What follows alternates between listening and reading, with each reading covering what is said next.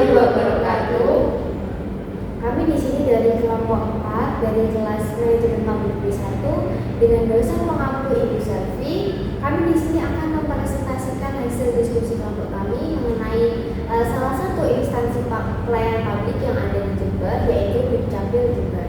Nah, sebelum kami mempresentasikan, izinkan kelompok kami memperkenalkan diri terlebih dahulu.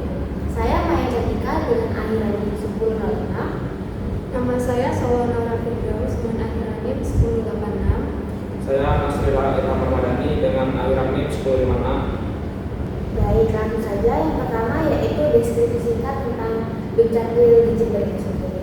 Jadi Dukcapil Jember ini merupakan singkatan dari Dinas Kependudukan dan Pencatatan Sipil Kabupaten Jember, di mana lembaga ini bertugas mengelola administrasi kependudukan seperti pencatatan biodata penduduk, penerbitan KK, KTP, dan juga kartu identitas anak. Nah, untuk alamat kantor Dukcapil Jember ini sendiri berada di Jalan Jawa nomor 18 Tegal Bertolong, Sumbersari, Kabupaten Jember, Jawa Timur. Selanjutnya yaitu di sini kami akan menguraikan penerapan fungsi planning, organizing, evaluating, dan controlling dalam Dukcapil Jember. Yang pertama yaitu planning atau perencanaan, di mana Dukcapil Jember membuat perencanaan pelayanan dengan menyusun rencana kerja tahunan seperti target penerbitan KTP, KK, dan juga akte kelahiran. Yang kedua yaitu organizing, di mana Dukcapil Jember melakukan pengaturan struktur dan juga pembagian tugas dengan membagi bidang kerja seperti bidang pelayanan pendaftaran penduduk, bidang pencatatan sipil, dan juga bidang pengelolaan informasi admin. Yang ketiga yaitu activity atau pelaksanaan, di mana pelaksanaan program pelayanan ini dilakukan dengan memberikan pelayanan secara langsung di loket dan juga melalui online. Jadi melalui online ini bisa melalui aplikasi Jesi maupun secara via WhatsApp. Yang keempat yaitu controlling, di mana dilakukannya pengawasan untuk memastikan bahwasanya pelayanan ini itu tetap sesuai dengan standar yang ada, yang dilakukan dengan cara mengecek status permohonan melalui sistem tracking online. Jadi masyarakat ini bisa memantau dan juga petugas ini bisa mengontrol atas keterlambatan. Nah, baik, selanjutnya yaitu analisis kasus menggunakan sistem planning, organizing, evaluating, dan controlling. Yang pertama, planning. Sistem JSIP memang sudah diluncurkan, tapi dalam proses perencanaannya belum memperhitungkan kemampuan akses masyarakat desa dan kesiapan server. Akibatnya, saat ada lonjakan permohonan seperti pendaftaran siswa baru atau BPJS, sistem sering mengalami gangguan. Secara etika pelayanan publik, kondisi ini menunjukkan bahwa responsif dari pemerintah belum tercapai. Perencanaan juga belum berpikir pada asas keadilan akses layanan, karena masyarakat yang tinggal di daerah dengan akses internet terbatas jadi sulit untuk mendapatkan pelayanan yang sama. Kedua, organizing. Masalah utama pada pembagian sumber daya manusia yang kurang adaptif. Banyak pegawai hanya difokuskan di loket pelayanan fisik saja, tetapi admin yang menangani sistem online jumlahnya sangat terbatas. Tidak ada pusat informasi cepat yang bisa menjawab pertanyaan masyarakat secara real time. Hal ini berkaitan dengan etika transparansi informasi yang belum dijalankan secara maksimal. Akibatnya masyarakat sering bingung dan merasa tidak mendapat kepastian prosedur.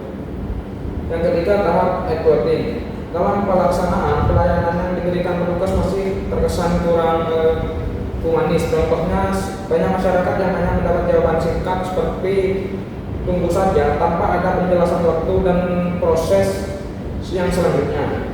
Dari sisi etika, ini berarti nilai kesopanan, empati, dan kepastian layanan belum diterapkan dengan baik. Prinsip pelayanan 5 yang seharusnya ramah, cepat, dan tanggap belum tercapai secara menyeluruh. Yang keempat, dari sisi controlling, Pengawasan terhadap sistem pelayanan masih lemah. Ketika ada keluhan di media sosial, respon pemerintah sering terlambat. Baru setelah kritik masyarakat ramai, barulah dilakukan perbaikan, misalnya dengan menambah admin online.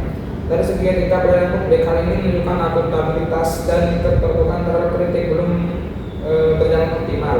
Pengawasan lebih bersifat reaktif, bukan preventif, sehingga masalah baru diatasi setelah muncul keluhan. Selanjutnya di sini ada infografis berisi alur. Yang pertama yaitu planning atau perencanaan. Di sini yaitu menentukan arah dan strategi pelayanan publik, yaitu dengan menyusun rencana layanan digital seperti GSIP dan WA Center.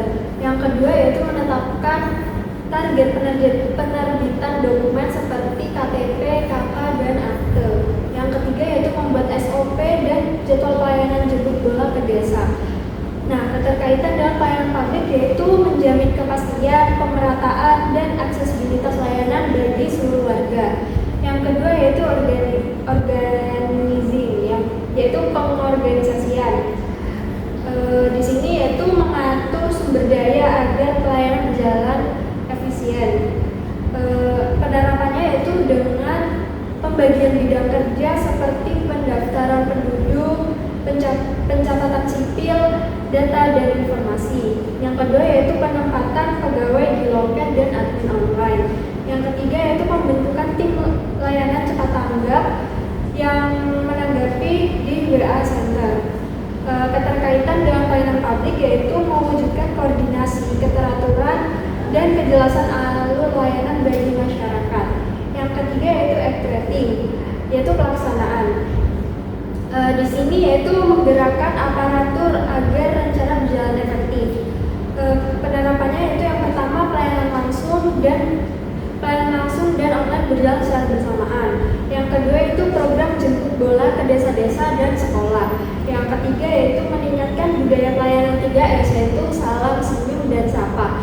Keterkaitan dengan pelayanan publik yaitu menghasilkan pelayanan yang cepat, ramah, responsif terhadap kebutuhan warga. Yang terakhir yaitu ada controlling atau pengawasan. Di sini yaitu mengawasi dan menilai kinerja pelayanan agar sesuai dengan standar. Penerapannya yaitu dengan evaluasi rutin dan pelacakan berkas via sistem GSIP. Yang kedua yaitu menampung pengaduan warga lewat media sosial maupun WA. Yang ketiga yaitu penilaian kepuasan masyarakat sebagai bahan evaluasi atau perbaikan. Nah, keterkaitan dengan pelayanan publik yaitu menjamin akuntabilitas, transparansi, dan peningkatan mutu layanan serta berkelanjutan.